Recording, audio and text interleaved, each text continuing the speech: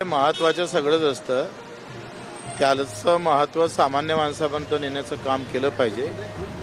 मंत्रालय जरी नसलं तरी बच्चू कडू कार्यकर्ता म्हणून ते काम अतिशय चांगलं आणि प्रामाणिकपणे करणार आहोत. आणि काल शिंदे साहेबांना मी स्वतः पत्र दिलं. त्यांनी सांगितलं आत्ताच काही पत्र द्यायची गरज आहे का, आहे तसं राजीनामा द्यायची गरज नाही असं म्हटलंय. आज मी CM साहेबाला भेटायला आलो होतो, पण ते मीटिंगमध्ये आहे. मी त्यांना पत्र पोहोचवलं आहे. आता हा निर्णय सरकारचा आहे, परंतु माझी इच्छा नाही आहे काम करायची त्यावर. मी आंदोलक म्हणून समोर येईल. दुसरी म्हणता की इच्छा नाही आहे काम करण्याची, आपण राजीनामा स्वीकारलेला नाही आहे. नेमकं असं काय कारण झालं की राजीनामा द्यायचं?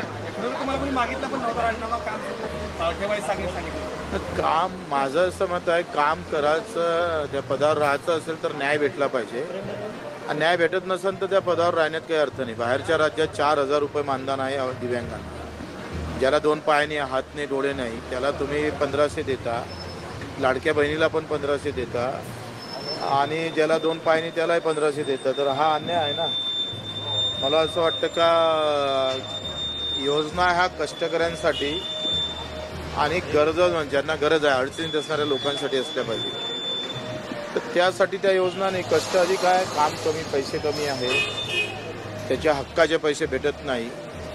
अशा वेळेस जर दिव्यांगाचं कामच होत नाही, साधं मानधन वाढून भेटत नसेल, त्यांचं मानधन वेळेवर येत नसेल, महिन्याच्या महिन्या भेटत नसणार, तर मग त्या पदावर राहून काही अर्थ नाही.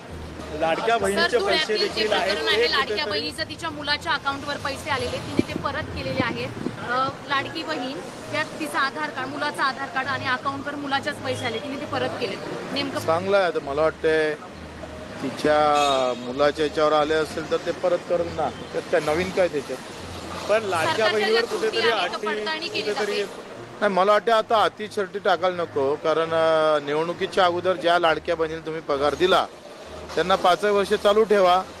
कारण नाही म्हटलं तरी ही योजना प्युअरली निवडणुकीसाठी होती. लाडक्या बहिणीबद्दल कोणालाही आस्था नव्हती. कुठल्याही प्रकारचं तिचं भलं व्हावं अशाही प्रकारच्या काही भावना नव्हत्या. निवडणूक समोर आहे.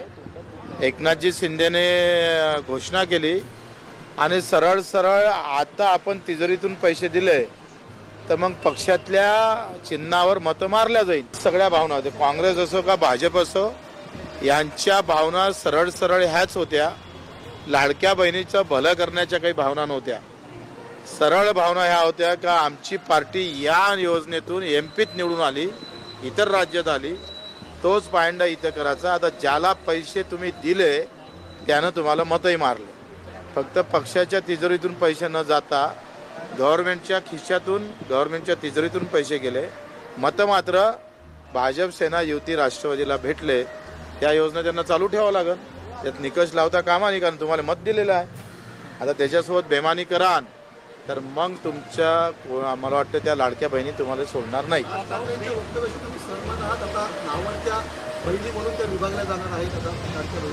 मला ते तुम्ही द्यायच्या वेळेस किती, एका संजय गांधी निराधारचा ज्याला 2 पायनी डोळे नाही त्याला पगार भेटायला वर्ष लागतं. प्रोसेस करा.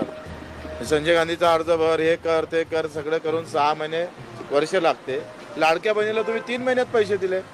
मग देताना तुम्हाला समजलं नाही. मग जर आत्ता निकष लावले असन काय हे पात्र नाही, हे मग अपात्र लोकांना दिले तर त्याचं काय करणार आहे, कोणावर कारवाई करणार आहे? ते पैसे भारतीय जनता पार्टी किंवा शिवसेना त्याच्या पक्ष खात्यातून वसूल करणार का? ही नालायकी चालणार नाही. अशी जर नालायकी केला तर आम्ही त्या पद्धतीनं समोर गेल्याशिवाय राहणार.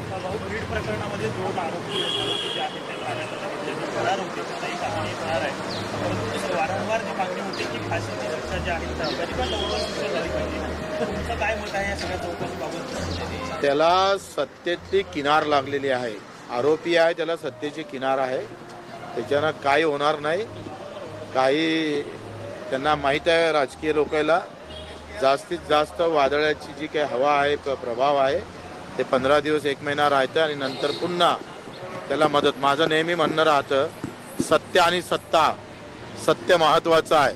आणि सत्ता जर सत्याला दाबत असेल तर ते आज नाही उद्या त्याचे परिणाम भोगावं लागेल. त्यांचा राजीनामा मागितला जातोय. जरांगे पाटील ज्या प्रकारे मागणी करतायत की या आरोपीची नार्कोटेस्ट करायला हवी, बऱ्याच गोष्टी बिलकुल करायला पाहिजे. माझं काय म्हणणं आहे का एवढा मोठा जर खून होत असेल, बेमानुष मारल्या जात असेल, एवढी गुंडागर्दी चालत असेल, तर आज त्या पार्टीचा झालाय, उद्या तुमचाही होईल ना. अशा प्रकारचं वातावरण या राज्यात जर कोणी सुरू करून पाहत असेल आणि सत्ता त्याच्या बाजूने उभं राहत असेल तर त्याला निश्चित झालाच पाहिजे. सर्व पद्धतीनं पारदर्शक पद्धतीनं हा तपास होणं गरजेचं आहे. धनंजय मुंडेच्या राजीनाम्याची मागणी त्याच्याबद्दल मी नाही बोलणार. मंत्रालयात जी आहे ती करण्यात आली आहे.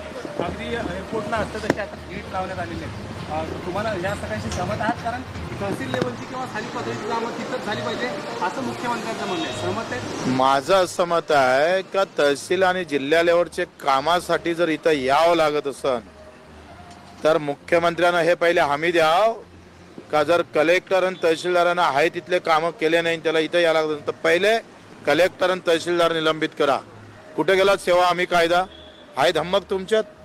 7 दिवसात काम करावं लागतं, 7 दिवसात उत्तर भेटलं पाहिजे, एक उत्तर भेटत नाही. आणि इकडे असं सांगायचं ते नाव सांगून सामान्य माणसाला घेरण्याचा प्रयत्न असेल आणि त्याला एवढी चौकशी. हे मंत्रालय सामान्य लोकांसाठी आहे, मुख्यमंत्री मंत्र्यासाठी नाही आहे, ते सामान्य लोकांसाठी आहे. आणि कोणी अशी आडखटी असेल तर आम्ही तशा पद्धतीचं मोर्चा बांधणी करू. विजय वडेट्टीवार बोलताय भाजप सहयोगी पक्षानं संपवतो म्हणून नितीश कुमार अस्वस्थ झाले एनडीएमधून बाहेर पडू शकतात. महाराष्ट्रात तुमचा अनुभव काय आहे माहिती? कसं आहे, भाजप जेव्हा लहान मासा असतं तेव्हा त्या मोठ्या मासाच्या खाली राहून तो भक्षण करत राहतं. मोठा झाला त्याच माशाला खाऊन जगतं. अशी पार्श्वभूमी भाजपची आहे.